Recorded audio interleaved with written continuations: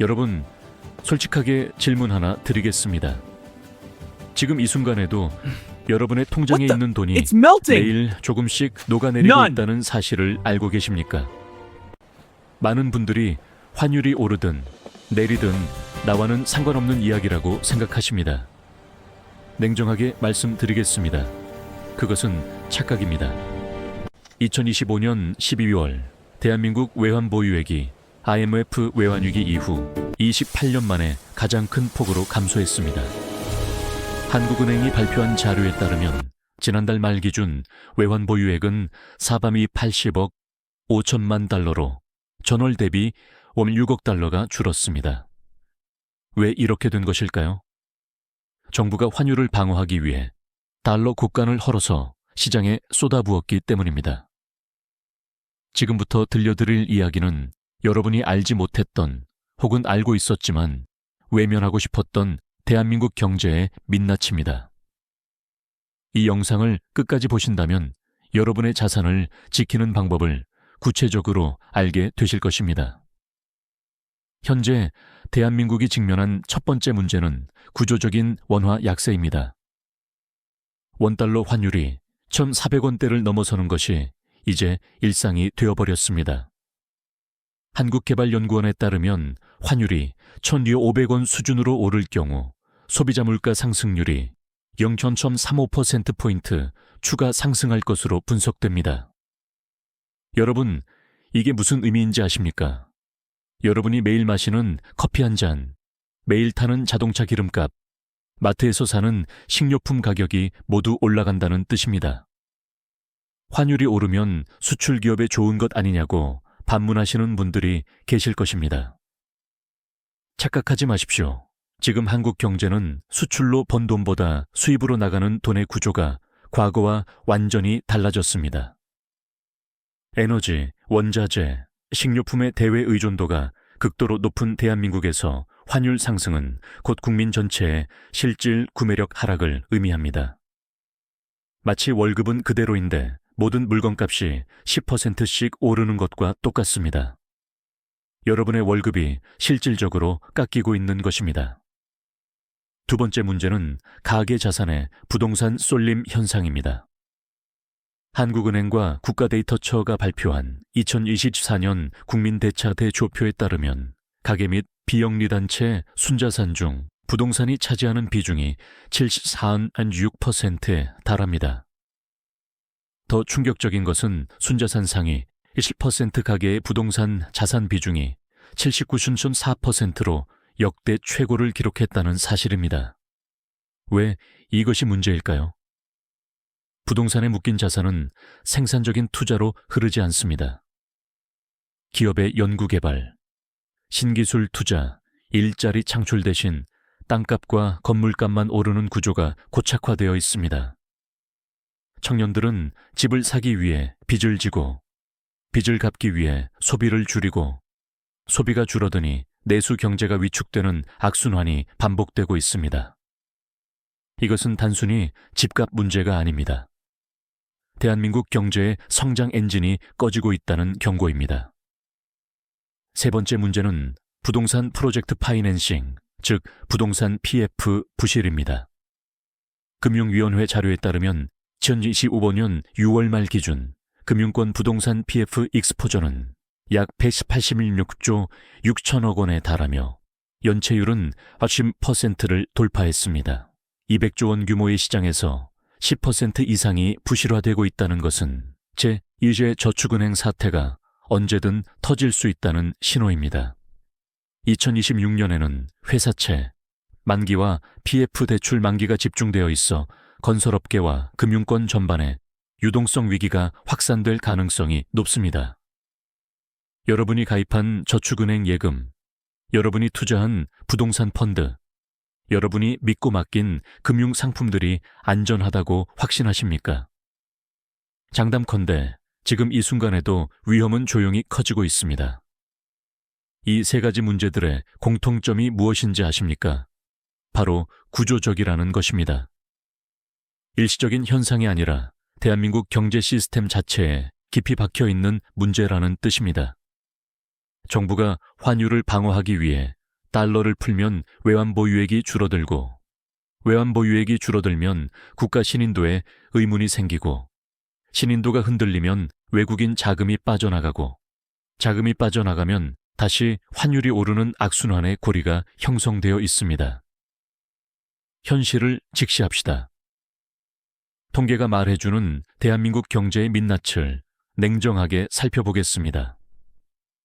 국가데이터처 장래인구 추계에 따르면 생산가능인구, 즉 15세에서 94세 사이 인구는 2023년 3,657만 명에서 2024년 약 36만 명이 줄었고, 2025년부터는 연평균 40만 명 이상 감소하여 2040년에는 291만 명까지 추락할 전망입니다.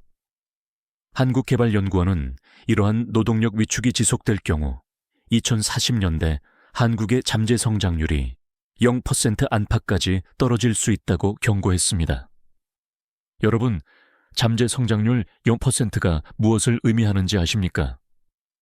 경제가 성장하지 않는다는 것, 파이가 커지지 않는다는 것, 누군가가 더 가지려면 다른 누군가에게서 빼앗아야 한다는 것을 의미합니다.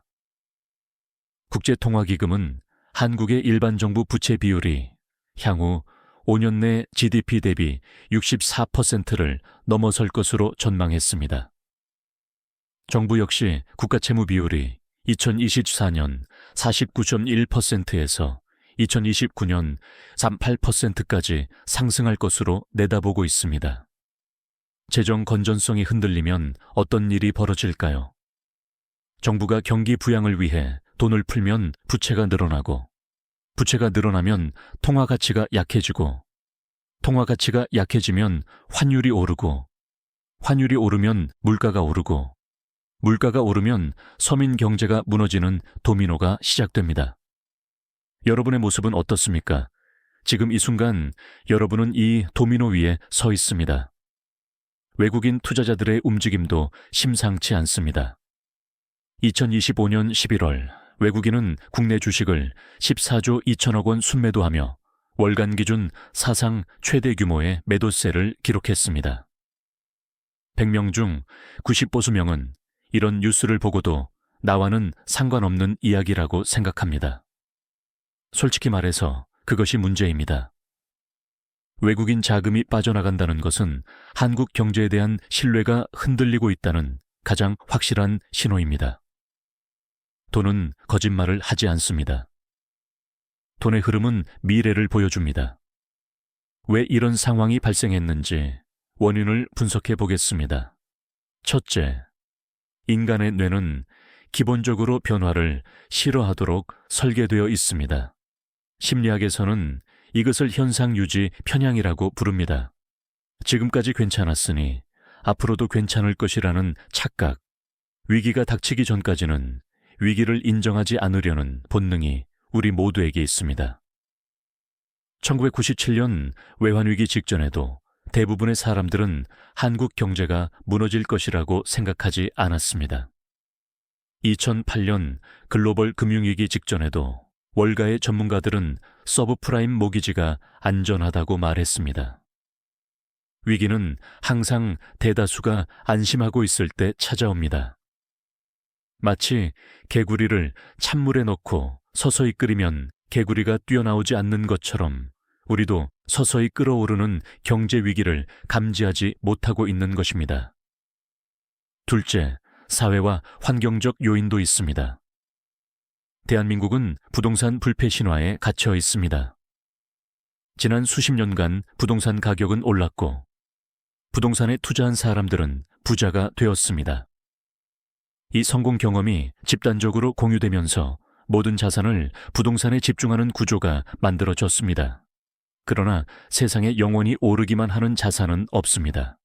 일본의 부동산 버블 붕괴, 미국의 서브프라임 사태, 중국의 헝다 위기가 보여주듯이 부동산 신화는 언젠가 반드시 깨집니다.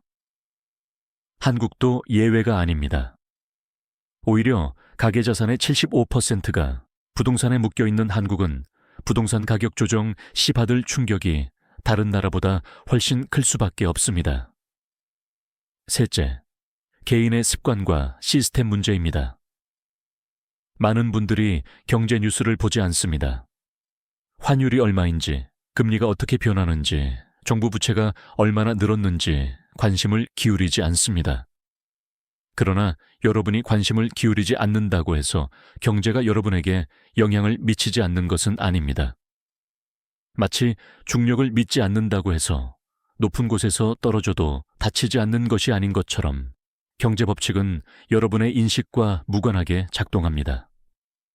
지금 이 순간에도 여러분의 예금은 인플레이션에 잠식되고 있고 여러분의 월급의 실질 가치는 하락하고 있으며 여러분이 갚아야 할 대출의 부담은 커지고 있습니다. 자, 그렇다면 어떻게 해야 합니까? 구체적인 해결책을 말씀드리겠습니다. 첫째, 자산 다각화를 반드시 실행하십시오. 모든 자산을 부동산에 집중하는 것은 모든 달걀을 한 바구니에 담는 것과 똑같습니다. 전문가들은 자산의 최소 20%에서 30%는 달러 자산이나 글로벌 자산으로 분산할 것을 권고합니다. 환율이 1,500원을 돌파하면 원화 자산의 가치는 상대적으로 하락하지만 달러 자산을 보유하고 있다면 그만큼 손실을 상쇄할 수 있습니다. 매월 월급의 10%를 달러 예금이나 해외 상장지수 펀드에 자동 이체하는 습관을 만드십시오. 3년 후 여러분은 이 결정에 감사하게 될 것입니다. 둘째, 비상자금을 반드시 확보하십시오. 금융 전문가들은 최소 6개월치 생활비를 현금성 자산으로 보유할 것을 권고합니다. 여러분의 월 생활비가 300만 원이라면 최소 1,800만 원은 언제든 인출할 수 있는 형태로 보유해야 합니다. 왜 이것이 중요한지 아십니까? 경제 위기가 오면 가장 먼저 타격을 받는 것이 유동성입니다. 부동산이 있어도 팔리지 않고 주식이 있어도 폭락하고 은행 대출은 갑자기 회수 요청이 올 수 있습니다. 그때 현금이 없으면 좋은 자산을 헐값에 팔아야 하는 상황이 벌어집니다. 부자들이 위기 때 더 부자가 되는 이유는 그들에게 현금이 있기 때문입니다. 지금 당장 여러분의 비상자금이 충분한지 점검하십시오. 셋째, 부채를 줄이고 고정금리로 전환하십시오. 환율이 오르면 한국은행은 금리를 쉽게 내릴 수 없습니다. 금리를 내리면 환율이 더 오르고 환율이 더 오르면 물가가 폭등하기 때문입니다. 현재 변동금리 대출을 가지고 계신 분들은 금리 상승 리스크에 직접적으로 노출되어 있습니다. 대출이 있다면 고정금리로 전환하는 것을 검토하십시오. 지금 약간의 금리를 더 내더라도 미래의 불확실성을 줄이는 것이 현명한 선택입니다. 특히 주택담보대출이나 전세자금대출처럼 금액이 큰 대출일수록 금리 변동의 영향이 크기 때문에 신중하게 검토해야 합니다. 변동금리에서 고정금리로 전환하는 비용은 대출 원금의 1% 내외이지만 금리가 2%포인트 오르면 연간 이자 부담이 수백만 원 증가할 수 있습니다. 자, 이제 선택은 여러분의 몫입니다. 여러분 앞에는 두 갈래 길이 놓여 있습니다. 첫 번째 길은 이 영상을 보고 그래도 지금까지 괜찮았으니 앞으로도 괜찮겠지 라고 생각하며 아무것도 하지 않는 것입니다. 편하고 익숙한 길입니다. 그러나 장담컨대 그 길의 끝에서 여러분은 후회하게 될 것입니다. 두 번째 길은 오늘 이 순간부터 구체적인 행동을 시작하는 것입니다. 내일 은행에 가서 비상자금 계좌를 만들고 달러 자산 분산을 시작하고 대출 조건을 점검하는 것입니다. 불편하고 귀찮은 길입니다. 그러나 그 길의 끝에서 여러분은 경제적 안전을 확보하게 될 것입니다. 움직이십시오. 지금 당장. 이 영상을 보는 순간이 여러분의 인생에서 가장 빠른 순간입니다. 오늘 저녁 여러분의 자산 현황을 정리하고 비상자금이 얼마나 있는지 확인하고 달러 자산 비중이 어떻게 되는지 점검하십시오. 위기는 준비된 자에게는 기회가 되지만 준비되지 않은 자에게는 재앙이 됩니다. 여러분은